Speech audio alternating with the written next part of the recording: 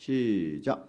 내가 율법이나 선지자나 폐하러 온 줄로 생각지 말라. 폐하러 온 것이 아니요 완전케 하려 함이로라.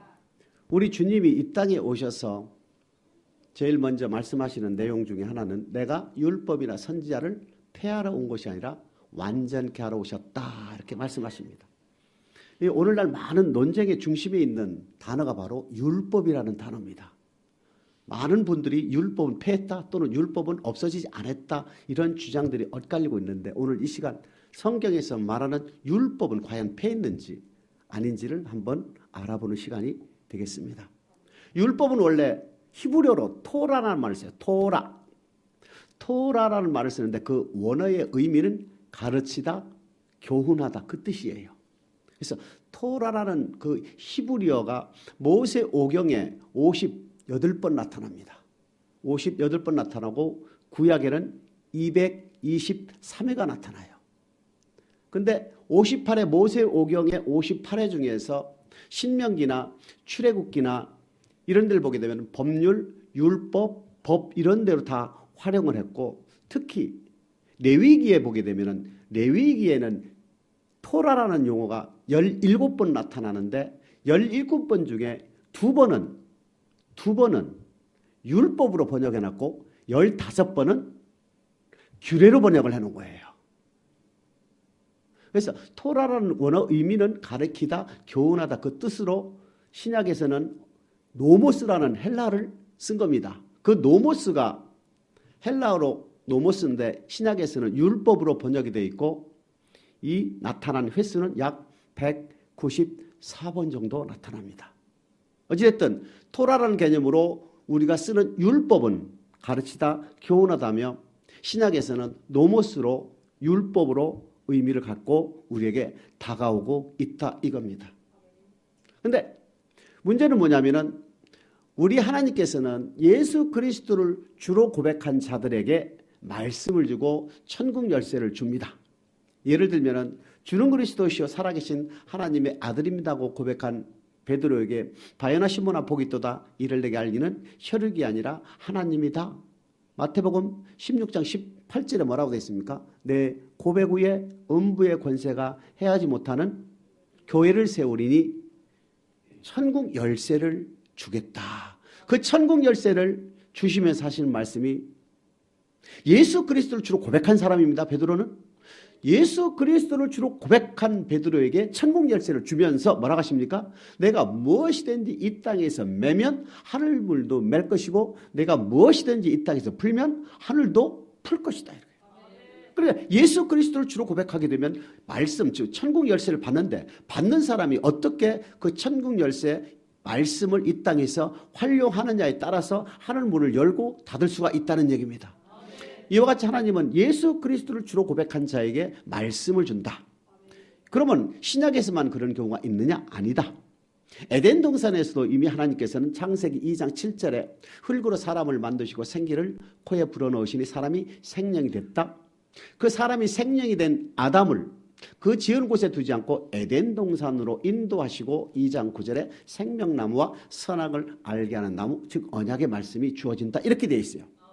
그러니까 에덴 동산에서도 예수 그리스도를 주로 고백한 아담이라면 그 아담을 그곳에 두지 않고, 즉 세상에 두지 않고 교회로 인도하여 언약의 말씀을 주어진다, 이렇게 됐어요. 그러면 출애굽한 이스라엘 백성들에게도 이것이 적용이 되어야 하는데, 출애굽한 이스라엘 백성들에게도 출애굽기 12장에 피를 바르고 13장에 불기둥과 구름기둥으로 14장에 홍해를 건너고 15장에 고백을 하지요. 14장에 홍해를 건넌 사건을 고린도전서 10장 1절 2절에 보게 되면은 형제들아 너희가 모르기를 내가 원치 아니하노니 우리 형제들이 다 구름 아래에 있고 바다 가운데로 지나가며 구름과 바다에서 다 세례를 받았다. 누구에 속하여? 모세에 속하여. 즉 홍해 건넌 사건을 세례받은 사건으로 표현합니다. 세례는 주로 고백한 자들에게 주는 거거든요. 그럼 홍해를 건넜다는 얘기는 고백했다는 얘기죠. 그래서 광야 생활을 하게 하면서 광야를 사도행전 7장 38절에 보게 되면 광야 교회로 했습니다. 그러니까 애굽에 있던 이스라엘 민족을 광야로 이끌어내서 광야에서 시내산에서 뭘 줬습니까? 말씀, 율법을 주고 광야 생활하게 했습니다. 이것이 오늘날 신약 시대나 주님 시대, 베드로 시대, 에덴 동산 출애굽 시대는 동일하게 예수 그리스도를 주로 고백한 하나님의 백성들에게 뭐를 줍니까? 말씀을 준다 이겁니다. 그 말씀을 언약이라는 거예요. 그 언약의 말씀이 주어지는데 이것이 유다서 1장 3절에 보게 되면은 사랑하는 자들아 우리의 일반으로 얻은 구원을 들어 너희에게 편지하려는 뜻이 간절한 차에 성도에게 주신 단번에 주신 믿음의 도를 위하여 힘써 싸우라 이렇게. 그 믿음의 도라는 것을 우리에게 줬다 이겁니다. 에덴 동산의 선악과법이요, 출애굽 시대의 율법이요, 주님 시대의 하나님의 나라 복음, 영생의 말씀이요, 성령 시대 오늘날 우리에게는 뭐요? 믿음의 도라는 단어로 우리에게 다가오고 있다 이렇게 돼 있어요. 그런데 하나님은 예수 그리스도를 주로 고백한 자를 뭐를 맺는다고요? 언약을 맺는다. 시편 89편 3절입니다.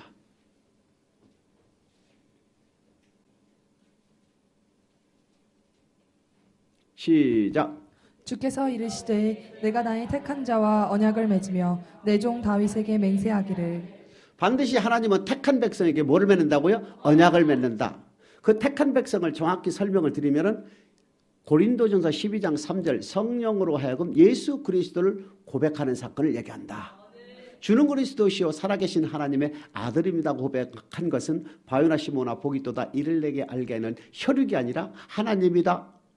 요한복음 1장 12절 13절에 영접하는 자 그 이름을 믿는 자에게는 하나님의 자녀가 되는 권세를 줬으니 이거는 육정으로나 혈통으로나 사람에 난 것이 아니라 하나님께로 난 자들이다.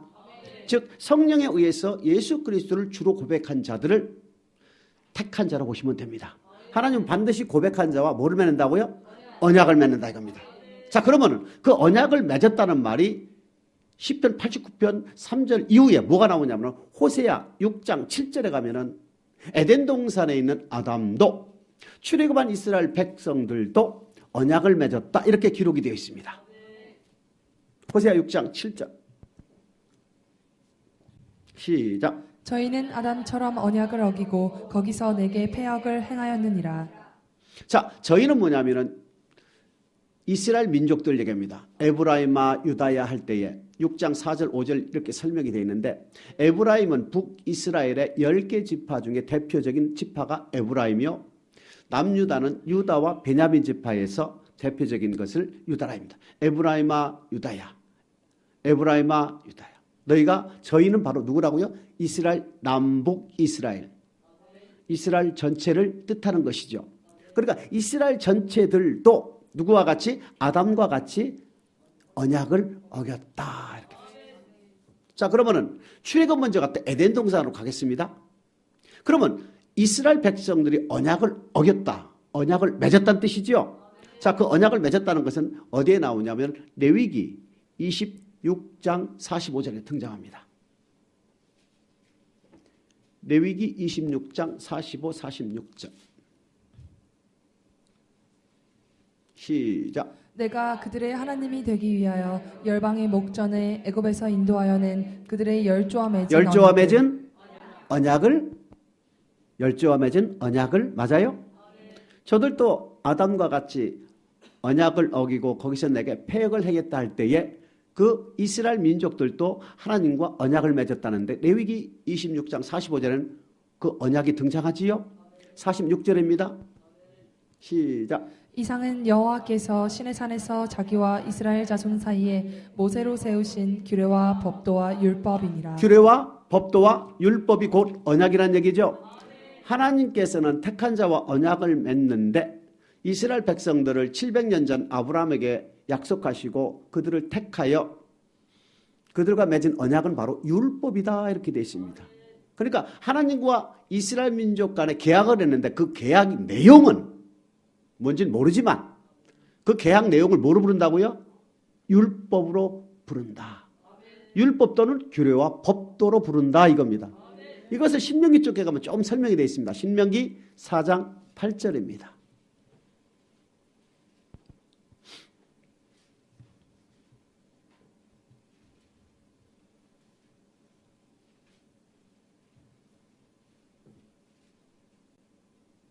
시작. 오늘 내가 너희에게 선포하는 이 율법과 같이 그 규례와 법도가 공의로운 큰 나라가 어디 있느냐. 하나님은 이스라엘 백성들과 맺은 언약은 율법입니다. 그 율법은 바로 규례와 법도로 되었다. 4장 10절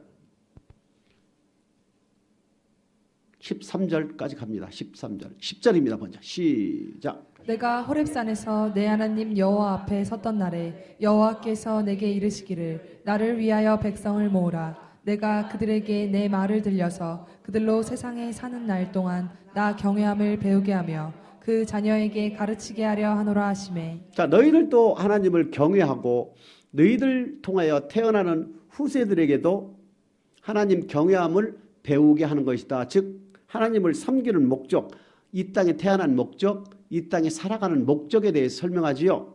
이것을 하나님을 경외하는 법이다 이렇게 되어 있습니다.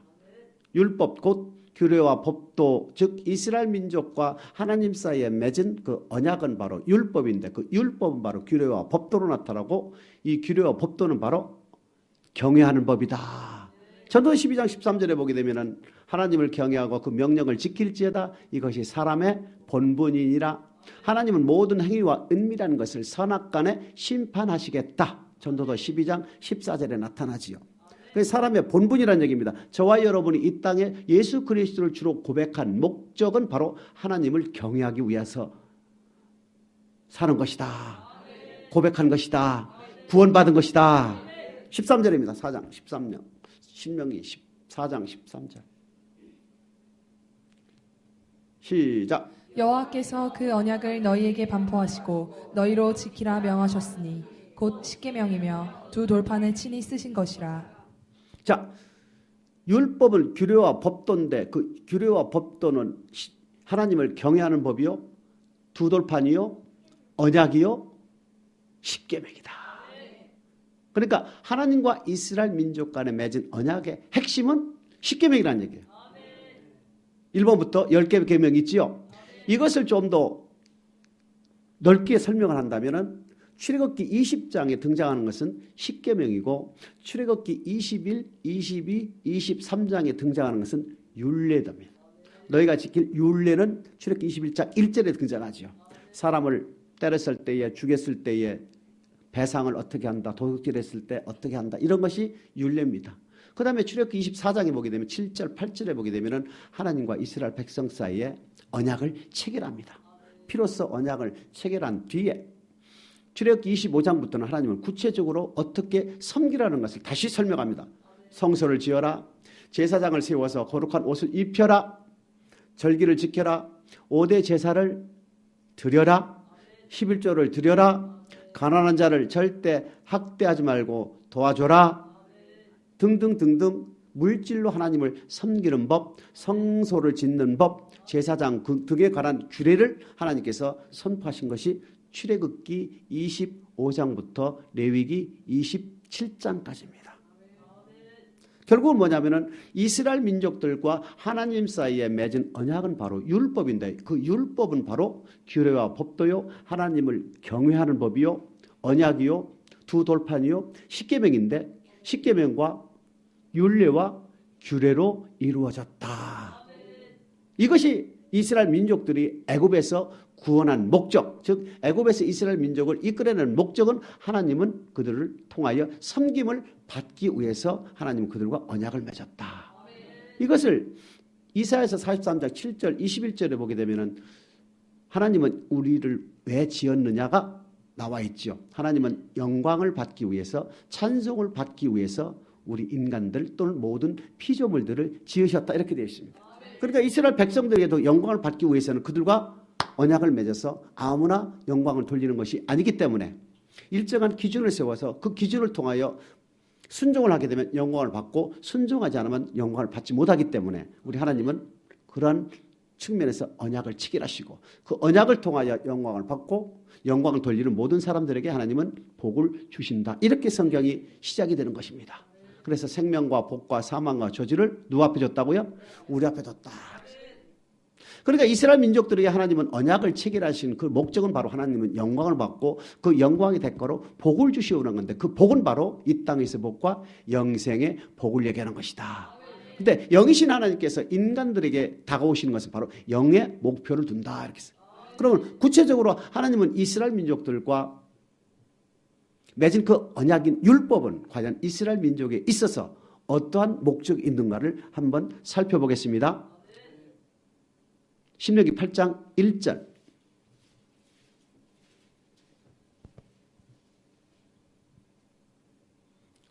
시작. 내가 오늘날 명하는 모든 명령을 너희는 지켜 행하라. 그리하면 너희가 살고 번성하고 여호와께서 너희의 열조에게 맹세하신 땅에 들어가서 그것을 얻으리라. 자, 광야 생활 40년 돌이켜 보니까 신명기를 통하여 모세가 지금 60만 3,550명 남자만 20세 이상 계수했을 때 겨우 살아서 가나안 땅에 들어가는 사람은 여호수아와 갈렙 외에는 없었지요. 그러니까 이스라엘 민족들이 언약을 맺기 전에 원망불평했던 것은 하나님은 다 들어주셨죠. 마라의 쓴물이라든가 치료하는 하나님, 일용할 양식을 하나님, 배고플 때 막 원망해도 만나 매출하기를 내려주시지요. 근데 민수기 10장부터 광야 생활 시작, 즉 언약을 맺은 이후에 하나님께서 원망불평함 그때그때 징계를 가하셨다. 예를 들어서 출애굽기 32장의 금송아지 사건, 우상숭배를 했던 사건으로 본다면 우리 하나님께서는 전부 진멸하려고 했어요. 진멸해서 모세라 하여금 다른 민족을 붙여서 큰 민족으로 이루어주겠다 했는데 우리 모세가 자기의 목숨, 자기의 이름을 생명책에서 빼는 한이 있더라도 저들을 살려주옵소서, 용서해 주옵소서 해서 하나님께서 돌리신 거예요. 하나님은 언약을 맺기 전에는 다 들어주셨지만 언약을 맺은 이후에는 그때그때 다 죽이든가 징계를 가하신 겁니다. 그러니까 출애굽기 신명기 8장 1절에 보면 뭐라고 되어 있습니까? 너희가 내 모든 명령을 지켜 행하면 너희가 살고, 그 뜻이 그거예요. 살고 번성하고. 언약을 맺었기 때문에 언약을 맺은 백성들은 말씀을 지키면 죽이지 않고 살린다 이겁니다. 그 다음에 축복을 준다 이 땅에서. 그 다음에 결국 어디 들어간다고요? 거룩한 땅에, 즉 가나안 땅에, 천국의 예표인 가나안 땅에 들어 보내주겠다. 자, 신명기 32장 46, 47절.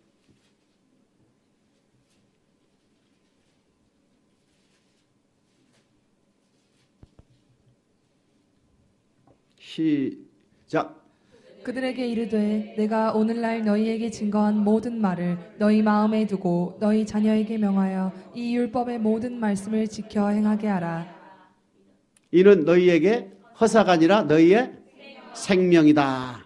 이 율법의 모든 말씀을 지켜 행하라. 이는 너희의 허사가 아니라 뭐라고요? 생명이다 이겁니다. 결국은 뭐냐면은 하나님과 이스라엘 민족 사이에 맺은 그 언약인 율법은 바로 이스라엘 민족에 있어서 생명이다. 이렇게. 신명기 30장 20절.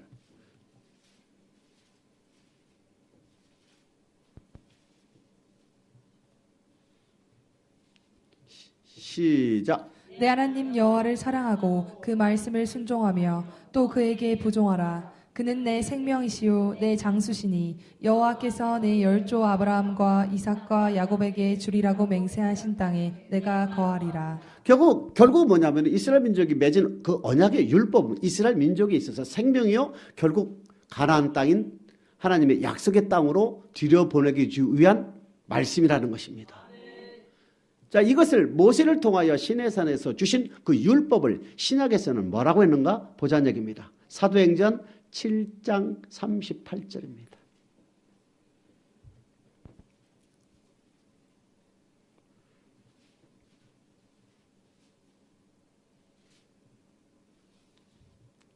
시작. 시내산에서 말하던 그 천사와 및 우리 조상들과 함께 광야 교회에 있었고 또 생명의 돌을 받아 우리에게 주던 자가 이 사람이라. 생명의 모세를 통하여 하나님께서 언약의 말씀인 율법을 시내산에서 주신 그 말씀을 신약에서는 말하겠다고요? 생명의 도, 즉 생명의 말씀. 신명기 32장 46, 47절, 신명기 30장 20절, 신명기 30장 1, 2, 6절에 보게 되면 결국 율법은 이스라엘 민족에 있어서 생명이다. 영생을 주는 법이다. 이렇게 되어 있어요. 자, 그러면 출애굽한 이스라엘 백성들과 하나님은 언약을 맺었다. 그 언약의 말씀 바로 율법이요, 규례와 법도요, 십계명과 규례와 율례로 이루어졌다 이겁니다. 이 율례와 규례와 십계명을 하나님께서 율법으로 이스라엘 민족과 언약을 맺은 목적은 그들에게 뭘 준다고요? 생명을 주기 위해서인 것이다. 그 생명이 바로 가나안 땅에 인도해 주는 것이다. 지키면 가나안 땅에 들어갈 것이고 지키지 않으면 가나안 땅에 들어갈 수 없는 것이다. 그래서 신명기 8장 1절에 보게 되면 너희가 지키면 너희가 살고 번성하여 어디에 들어간다고요? 가나안 땅에 들어가겠다. 자, 그러면 출애굽을 한 이스라엘 백성들을 중심으로 훑어보겠습니다. 창세기 쪽으로도 가고 오늘 우리 쪽으로도 오고 출애굽을 통해서. 그러면 출애굽을 통해서 제일 먼저 나오는 사람이 누구예요? 아브라함이다 이겁니다. 아브라함. 창세기 18장 19절.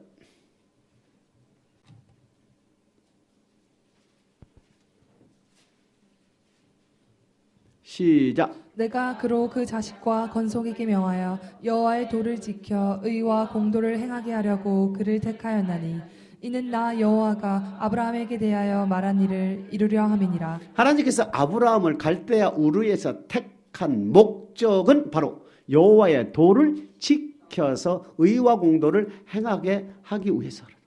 그 목적 바로 내가 이룬 말, 너로 인한 큰 민족을 이루고 내 복이 근원이 되게 할 것이며 너를 저주하는 자, 너를 축복하는 자 축복하고 저주하겠다. 이런 말씀을 이루려 한다 뜻인 거다.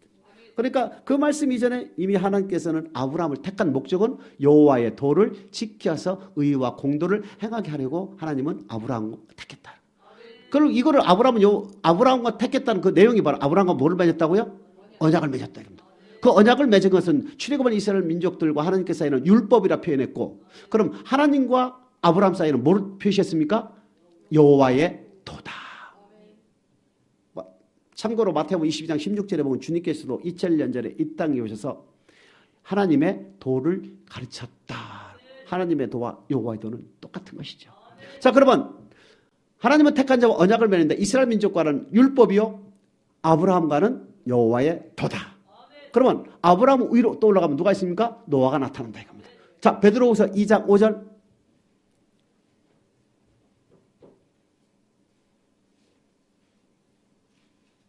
베드로후서 2장 5절.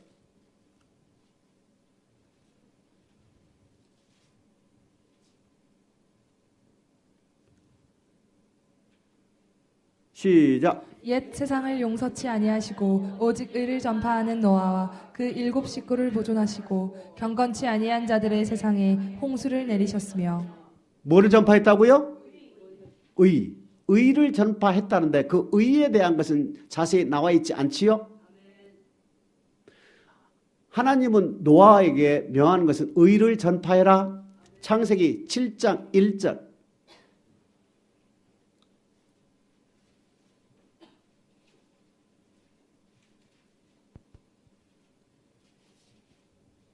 시작. 여호와께서 노아에게 이르시되 너와 내 온 집은 방주로 들어가라. 내가 이 세대에 내 앞에서 의로움을 내가 보았습니다. 의로움을 보았노라 이렇게 돼 있어요. 이 의로움을 보았노라를 베드로전서 3장 20절에는 해석이 되어 있습니다.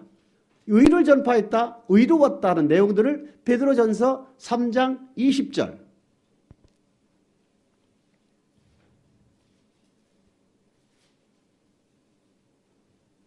시작. 그들은 전에 노아의 날 방주 예비할 동안 하나님이 오래 참고 기다리실 때에 순종치 아니하던 자들이라. 방주에서 물로 말미암아 구원을 얻은 자가 몇 명뿐이니 겨우 8명. 하나님께서는 노아를 통하여 의를 전파하라 하시고 노아의 전한 의가 적용됐던 사람들은 노아의 8 식구밖에 없었다는 얘기입니다.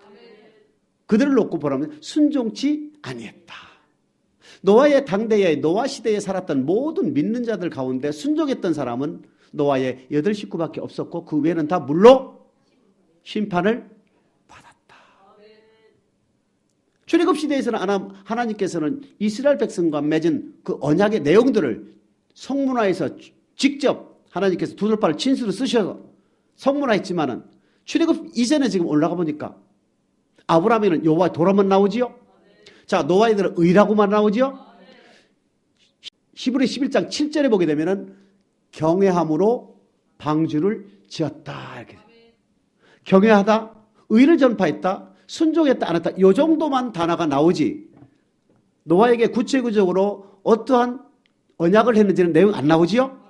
어찌됐든 하나님께서는 노아와도 언약을 맺었는데 그 언약의 이름을 우리는 뭐라 부른다고? 의로움, 겸해, 뭐 이 정도만 우리가 알 수 있다 이겁니다. 다음 에녹으로 한번 에녹, 창세기 5장 22절입니다.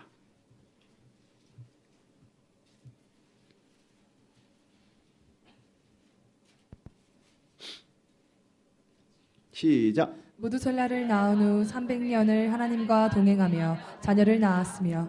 자, 무두셀라를 낳은 후 300년간 누구입니까 이게? 에녹이지요. 에녹은 아담의 7대 손입니다. 에녹은 아담의 7대 손으로 아담이 하와가 같이 하나님의 말씀에 순종하지 않으면 저주를 받아서 7대 손까지는 하나님의 말씀에 불순종하여 심판받았다는 내용들을 전해졌겠지요. 또한 자녀들을 낳을 때마다 키울 때마다 가르쳤겠지요. 그러면 에녹은 어렸을 때부터 하나님의 심판이 있다는 것을 알았겠지요.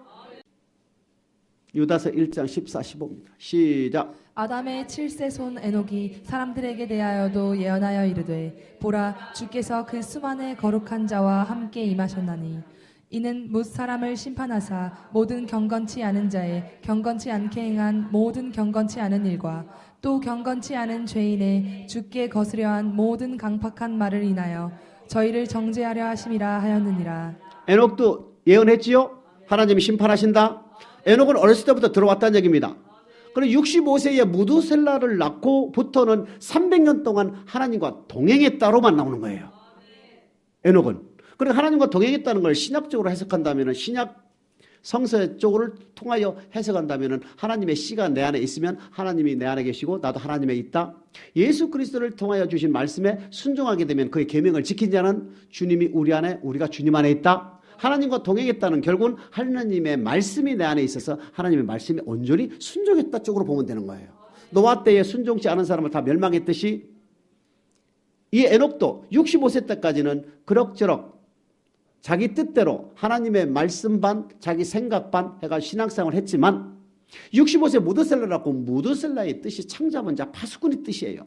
즉 적군이 올 때 파수꾼이 없으면 침략을 당해 다 죽임을 당한다는 뜻이로 심판이 있다는 것을 안 에녹은 무드셀라를 낳고부터 철저하게 하나님의 말씀에 순종하여 결국 죽임을 보지 않고 들림을 받았다. 이렇게 됐어요. 그러니까 출애굽 시대 이전에 올라가니까 하나님은 택한 자와 언약을 맺는데 그 언약의 내용은 에녹의 시대는 하나님과 동행했다고만 나타나는 거예요. 그러면 이제 에덴 동산 가본 자, 에덴 동산. 창세기 2장 16, 17절입니다.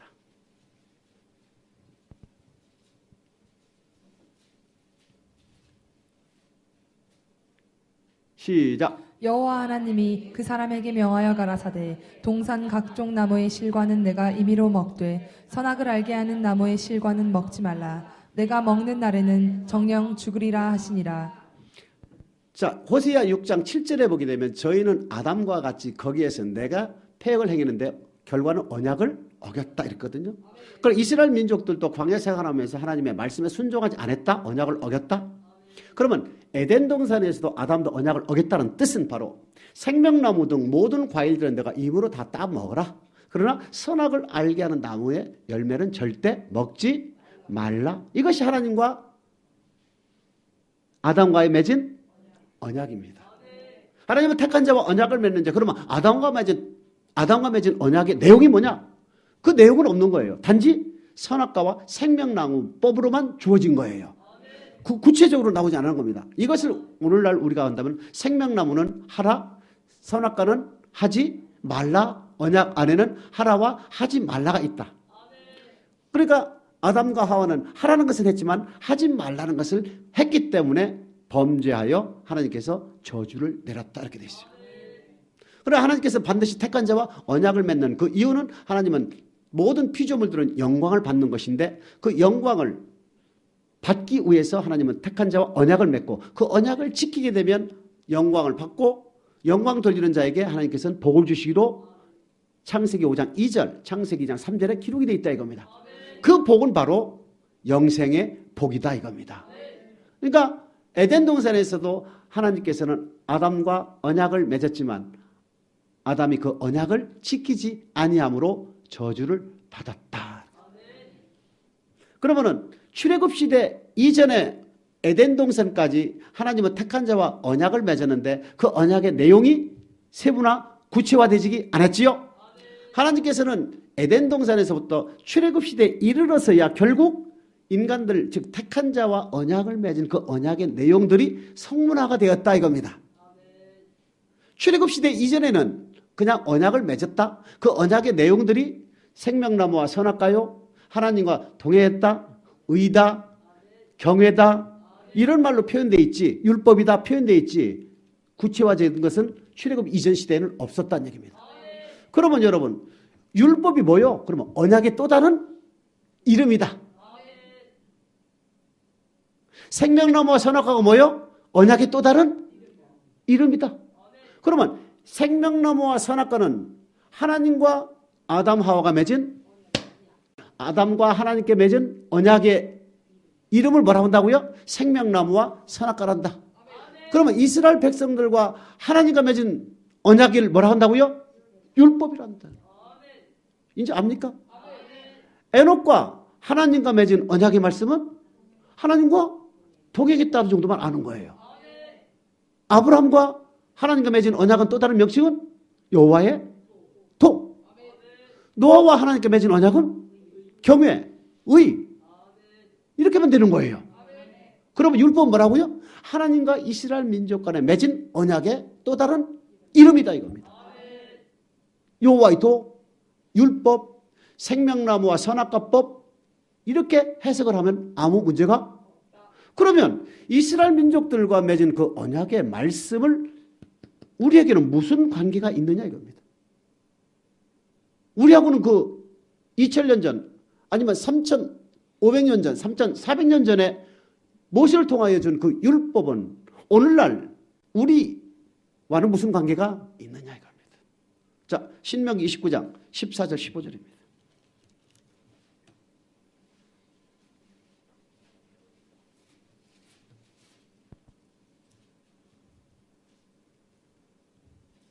시작. 내가 이 언약과 맹세를 너희에게만 세우는 것이 아니라 오늘날 우리 하나님 여호와 앞에서 우리 함께 여기 선 자와 오늘날 우리와 함께 여기 있지 아니한 자에게까지니. 신명기는 광야 생활 다 마치고 모압 평지 위에서 율법을 다시 설명한 것이 신명기 1장 5절에 기록이 되어 있습니다. 그러면서 모세가 하는 말은 오늘날 여기에 있는 너희들은 누굽니까? 출애굽 1세대 중에서 살아남은 자들, 출애굽 1세대들이 광야 생활을 하면서 태어난 세대들, 맞아요? 그 사람 출애굽 1, 2세대들 너희들뿐만 아니라 오늘날 여기에 있지 아니하는 미래 세대들에게까지 이 언약의 말씀은 유효하다. 이스라엘 백성에게 있어서 이 언약의 율법은 그들에게 있어서 생명이요, 생명의 도요, 영생을 주는 법이기 때문에 이스라엘 백성들에게만 국한되는 것이 아니라 앞으로 도래될 태어날 모든 미래 세대들까지 유효하다. 그러면 이스라엘 출애굽 시대 이후로부터 주님 시대까지 훑어보자는 얘기입니다. 열왕기상 2장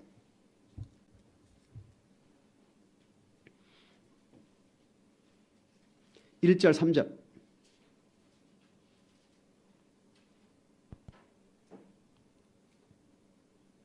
시작. 다윗이 죽을 날이 임박함에 그 아들 솔로몬에게 명하여 가로되 내 내가 하나님 이제 여호와의 명을 지키고 그 길로 행하여 그 법률과 계명과 율례와 증거를 모세의 율법에 기록된 대로 지키라. 그리하면 내가 무엇을 하든지 어디로 가든지 형통할지라. 다윗이 나이가 차서 아들에게 유언 비슷하게 남기는 것이 지금 뭐랍니까? 너는 모세의 율법에 기록된 대로 지켜라. 오늘날 여기에 있지 않은 세대들까지 언약의 말씀 유효하기 때문에 300~400년이 지난 다윗과 솔로몬 사이에 다윗이 솔로몬 아들에게 지금 유언으로 남기는 말씀은 너는 율법에 기록된 대로 지켜라. 그리하면 형통할 것이다. 에레미야 11장 2절 3절 4절 에레미야 11장 2절 3절 4절입니다.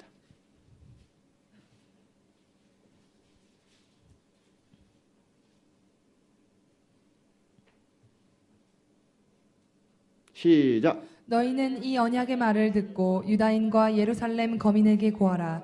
그들에게 이르기를 이스라엘의 하나님 여호와께서 이같이 말씀하시되 이 언약의 말을 쫓지 않는 자는 저주를 받을 것이니라. 이 언약은 내가 너희 열조를 쇠풀무 애굽 땅에서 이끌어내던 날에 그들에게 명한 것이라. 곧 내가 이르기를 너희는 나의 목소리를 청종하고 나의 모든 명령을 쫓아 행하라. 그리하면 너희는 내 백성이 되겠고 나는 너희 하나님이 되리라. 자, 에레미야, 남유다 활동한 선지자 에레미야도 지금 솔로몬 이후로 300~400년이 지난 뒤에도 지금 줄기차게 지금 뭐를 요구합니까? 셋불물 애굽에서 인도한 그때에 맺은 언약 모세의 율법을 절대 잊지 말라 이겁니다. 말라기 4장 4절입니다.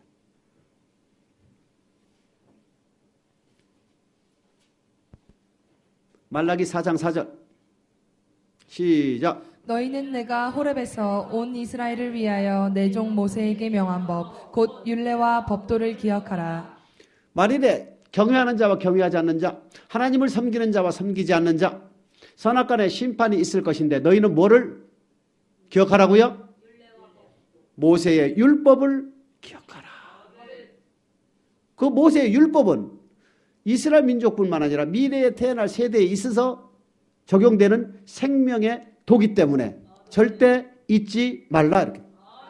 그래 출애굽 시대 이스라엘 민족들에게 주어진 그 언약의 말씀이 율법인데 이 율법은 규례와 법도 십계명과 율례와 규례인데 이 십계명과 율례와 규례는 지금 열왕기상 다윗에서 솔로몬, 에레미야에게 또는 말라기야에 이르기까지 일관되게 구약을 관통하고 있지요. 그러면서 신명기 29장 14, 15절에는 이 율법의 이 언약의 말씀은 오늘날 여기에 있는 너희뿐만 아니라 미래에 태어날 세대들 지금 맞아요? 솔로몬과 그 아버지 다윗, 에레미야, 말라기 맞아요? 그럼 오늘날 우리에게도 적용이 돼야 되잖아요. 그래 마태복음 5장 17절 본문이 다시 나오는 거예요. 마태복음 5장 17절.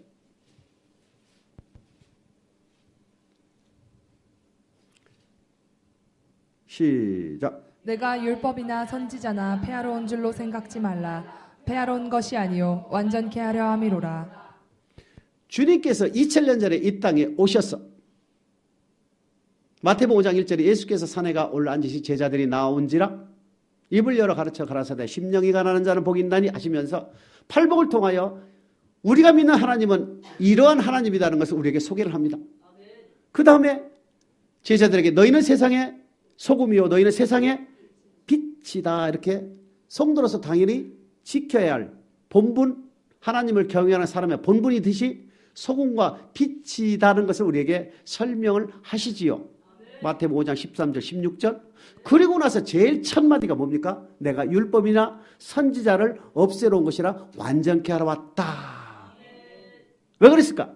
모세와 이스라엘 백성들 하나님과 맺은 그 언약의 율법은 바로 영생의 법이기 때문에 이 영생의 법은 오늘날 여기에 있지 않은 모든 미래 세대들까지 적용되기 때문에 2000년 전에 주님께서 이 땅에 오셔서 반드시 그 법을 우리에게 또한 완전한 법으로 다가오신 것입니다. 자, 마태복음 5장 18절 보시면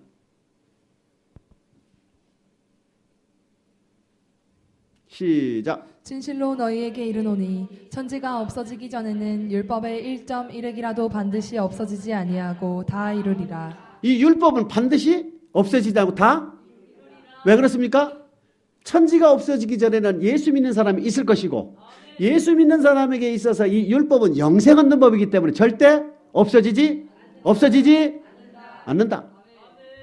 율법의 의로는 흠이 없었고 하나님의 은혜로 예수 그리스도 안에 있는 구속으로 말미암아 하나님의 은혜로 값없이 선물로 의롭다함을 입었던 이신칭의 이신득이라는 말을 활용한 로마서를 기록한 바울도 로마서 3장 31절에 뭐라고 되어 있습니까?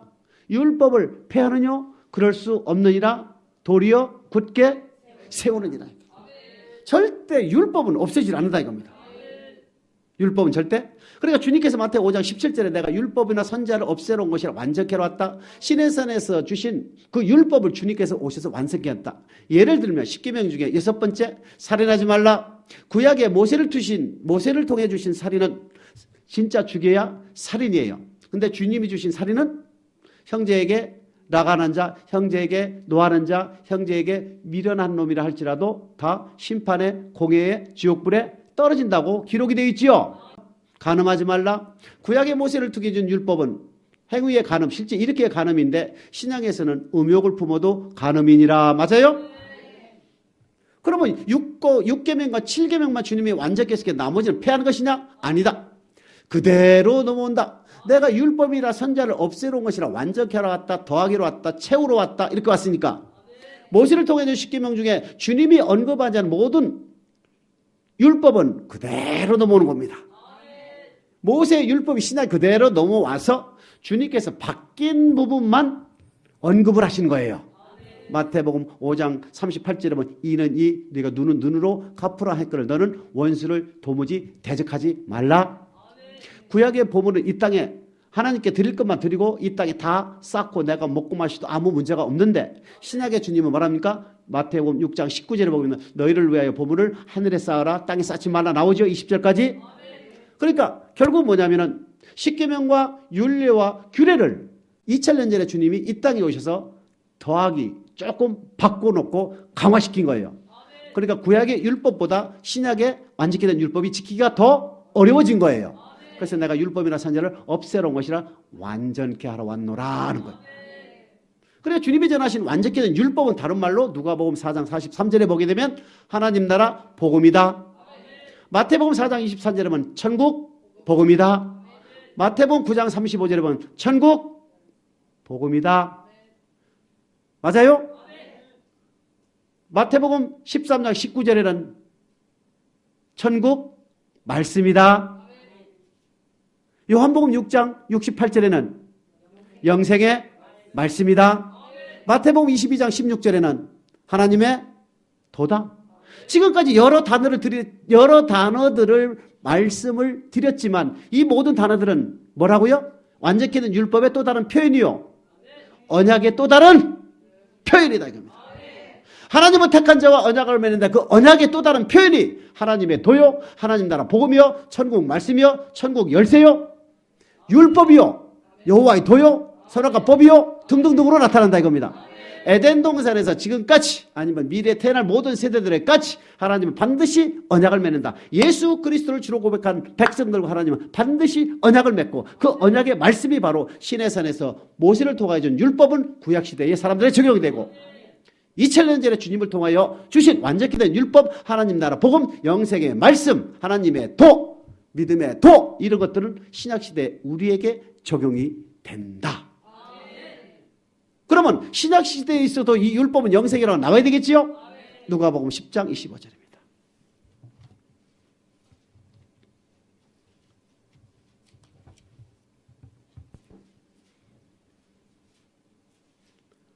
시작. 어떤 율법사가 일어나 예수를 시험하여 가로되 선생님 내가 무엇을 하여야 영생을 얻으리이까. 율법사는 율법을 연구하고 가르치는 사람이죠. 율법사가 예수께 묻습니다. 시험하여 예수 선생님이요 내가 무엇을 하여야 영생을? 아니 모세를 통해 영생의 말씀 받았잖아요. 생명의 도를 받았잖아요. 근데 주님께를 다시 묻는 겁니다. 좀 이상하니까 26, 27 시작. 예수께서 이르시되 율법에 무엇이라 기록되었으며 내가 어떻게 읽느냐. 대답하여 가로되 내 마음을 다하며 목숨을 다하며 힘을 다하며 뜻을 다하여 주 너의 하나님을 사랑하고 또한 내 이웃을 내 몸과 같이 사랑하라 하였나이다. 또 율법사니까 율법이 뭐라고 돼 있대? 하나님 사랑, 이웃 사랑입니다. 하나님을 사랑하되 마음을 다하고 목숨을 다하고 뜻을 다하고 힘을 다하여 하나님을 사랑하고 내 이웃을 나와 같이 내 몸과 같이 사랑하라. 우리 하나님 주님께서 뭐랍니까? 28절에 이를 행하라. 모세를 통해서 시내산에 주신 그 율법도 구약시대의 이스라엘 민족에 있어서 생명의 영생의 법이지만 신약시대에 있어서 주님을 통하여 주신 완전케 된 율법 또한 우리에게 영생의 말씀이다. 그래서 요한복음 6장 68절은 영생의 말씀이다. 그 율법은 사랑이라고 표현되어 있는데 사랑하면 율법을 다 지켰다는, 사랑하면 율법을 안 지켜도 된다는 게 아니라 사랑하는 사람은 율법을 다 지킨다. 요한복음 14장 15절에 보면 너가 나를 사랑하면 나의 계명을 지키라고 되어 있거든. 사랑하는 사람은 십계명과 율례와 규례를 다 지키는 사람이다. 그래서 로마서 13장 8, 9, 10절에 보게 되면 피자 사랑빛 외에는 아무에게나 아무 빚도 지지 말라. 남을 사랑하는 자는 율법을 다 이루었느니라.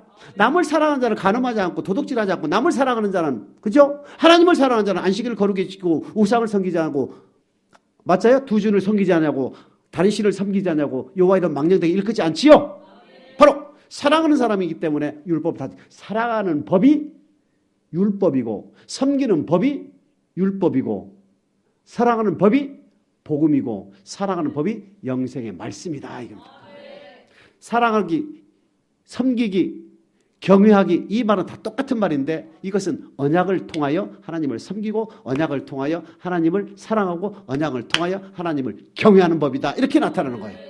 그러니까 신구약 시대에 있어서 동일하게 율법은 절대 없어지지 않는다. 야고보서도 나와. 야고보서 1장 25절.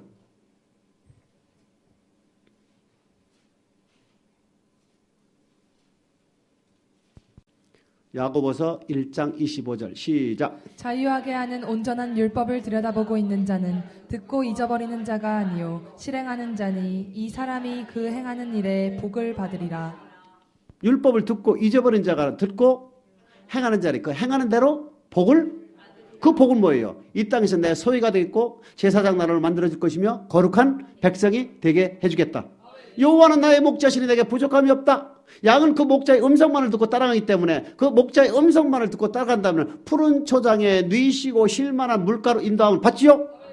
그 양이 타인의 음성을 쫓아가면 그런 복을 받을 수가 없지요. 결국 여호와의 집에 영원히 거하는 거룩한 땅에 거하는 들어갈 수 있는 복이 임하지요. 그리고 율법 속에는요 이 땅의 복과 영생의 복이 들어있다는 뜻입니다. 이것이 어디까지? 계시록까지 간다 이겁니다. 요한계시록 2장 4절 5절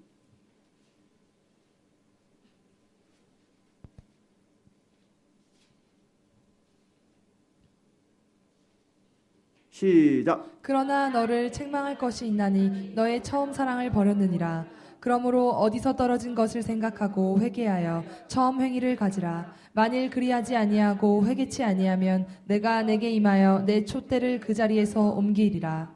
자, 요한계시록 1장에 되면 본 것과 하나님의 말씀을 기록한 것이 요한계시록인데 이 요한계시록 1장의 재림장을 뒤로 해서 2장 3절에 일곱 교회가 나오는 이유 교회 안에 심판이 있다는 것을 우리에게 보여주지요. 일곱 교회 안에 이기는 자는 천국 가고 지는 자는 천국에 못 간다고 기록이 되어 있죠. 제일 처음에 나타난 에베소 교회에게 지금 뭐합니까? 처음 행위를 가져라. 처음 행위는 처음 사랑이다. 그럼 처음 사랑하고 율법하고 무슨 관계 있느냐 이겁니다. 유다서 1장 3절에 보게 되면 성도에게 단번에 주신 믿음의 도를 위해 힘써 그러니까 예수 그리스도를 주로 고백하여 예수 그리스도를 성령에 의하여 고백하게 되면 하나님의 도, 즉 복음, 완전케 된 율법, 언약의 말씀이 나오고 자동으로 체결이 된다 이겁니다. 그래서 하나님은 택한 자와 언약을 맺는다. 이 언약 맺는 것이 바로 성령에 의해서 예수를 주로 고백하면 자동으로 체결된다 이겁니다. 성령에 의해서 예수 그리스도를 주로 고백하면 나는 지금 바로 무슨 백성? 언약 백성이라 이겁니다. 그러면 내가 예수 그리스도를 주로 고백하는데 성령에 의해서 고백하게 되면 하나님의 사랑이 내 안에 들어오게 되지요. 하나님의 사랑이 내게 들어오게 되면 어떻게 됩니까? 히브리서 9장 14절과 같이 죽은 행실을 깨끗게 하고 하나님을 섬길 수 있는 힘을 준다 그랬죠. 나 이제 세상 것 온데간데 없고 오직 주님만을 바라볼 수 있는 힘이 주어진다 이겁니다. 그러니까 처음 사랑이라는 게 뭐예요? 예수 그리스도를 주로 고백했을 때 하나님의 사랑이 들어오게 되면 단번에 주신 믿음의 도가 내 안에 있었다는 얘기입니다. 그때에 교회 가고 싶고 성도 보고 싶고 목사 보고 싶고 하나님께 물질 드리고 싶고 전도하고 싶고 그렇죠? 그런 에베소 교인들이 시간이 지나면서 식어가지고 처음 행위를 가질 수 없었기 때문에 우리 주님은 책망하는 거예요. 너희의 처음 행위를 가져라. 처음 행위는 뭐예요? 처음에 단번에 주신 믿음의 도에 합당한 행위를 가지지 않으면 너희는 촛대를 옮기겠다. 그러면 에베소 교회의 요한계시록이라는 에베소 교회도 뭡니까? 주님을 통하여 주신 완전케 된 율법이 적용이 됩니까? 맞아요. 처음 사랑이라는 게 바로 그겁니다. 그 율법은 사랑이라고 그랬잖아요. 율법은 뭐 하는 법? 사랑하는 법. 누구를? 이웃을 사랑할 때 어떻게 사랑하는 법 모르죠? 그 율법 안에 이렇게 하면 사랑하는 것이다. 남을 사랑할 때는 남의 허물을 덮어주라. 남에게 가난할 때는 도와줘라. 주의 종을 사랑할 때 어떻게 사랑해라. 아내를 사랑할 때는 내 몸같이 사랑해라. 남편을 사랑할 때는 남편 말에 순복해라. 목사를 사랑할 때는 허물을 덮어줘라. 목사의 말에 순복해라. 목사 쓸 것을 궁금해라. 하나님을 사랑할 때는 교회를 채워라. 양식을 채워라. 성전 건축에 참여해라. 재건해라. 다 이게 어디에 들어있다고요? 언약의 말씀 안에 들어있다 이겁니다. 그렇기 때문에 언약의 말씀은 바로 사랑하는 법이다. 그래 율법은 사랑하는 법이요. 율법은 사랑이다. 그 사랑이 바로 사랑이라는 두 글자에 하나님의 어떠한 말씀도 그 안에 다 들어간다. 처음 사랑이라는 얘기는 바로 예수 그리스도를 주로 고백했을 때에 들어온 하나님의 사랑을 갖고 하나님이 주어진 그 언약의 말씀은 다 뭐든지 지킬 수 있는 시간이죠. 그때는 처음 사랑이라는 것은 그걸 얘기하는 거예요. 그 처음 사랑 또한 단번에 주신 믿음의 도에 합당한 행위를 해라. 그 믿음의 도가 바로 주님을 통하여 주신 완전케 된 율법이다. 그래서 히브리서 3장 1절에 보게 되면 믿음의 도에 대하여 대제사장이신 예수를 깊이 생각하라. 그는 집 맡은 자의 아들로 충성했고 모세는 집 맡은 자의 사환으로 충성했다. 믿음의 도, 모세를 통하여 준 율법, 주님을 통하여 준 완전케 된 율법을 믿음의 도로 묵혀놓은 거예요. 그래서 유다서 1장 3절에 성도에게 단번에 주신 믿음의 도를 위하여 힘써 싸워라. 성도에게 단번에 주신 믿음의 도, 이 믿음의 도를 위하여 힘써 싸워야 할 필요로 너희를 권하여를 느꼈다. 권하임을 느꼈다. 이렇게 된 거예요. 그 믿음의 도를 통하여 우리는 바로 주님에게 하나님께 영광을 돌리고 그 영광의 보너스로 이 땅에서 먹고 마시는 문제 해결되고 가나안 땅 영원한 천국에 들어갈 수 있는 길이 열린다 이겁니다. 그래서 오늘 성경에서 말하는 영생의 율법은 절대 없어지질 않는다. 율법은 에덴 동산에서 선악과에 배웠고 에녹에게는 하나님의 동행이고 노아에게는 하나님을 경외한다, 의로웠다. 아브라함에게는 하나님의 도다. 이스라엘 민족에게는 율법이다. 오늘날 우리에게는 완전케 된 율법이요 하나님 나라 복음이요 영생의 말씀이다. 요한계시록 하면 처음 사랑이다. 이 율법은 절대 안 없어진다. 영생 얻는 법이기 때문에 어디부터? 에덴 동산에부터 요한계시록까지. 그래서 없어진 율법은 다음에 하겠습니다. 오늘 원래 영생의 율법은 절대 없어지질 않는다. 성경에서 없어지는 율법이 나타나는데 이것을 같이 하려고 했는데 시간이 너무 안 되네요. 그래서 영생의 율법은 절대 없어지질 아니한다.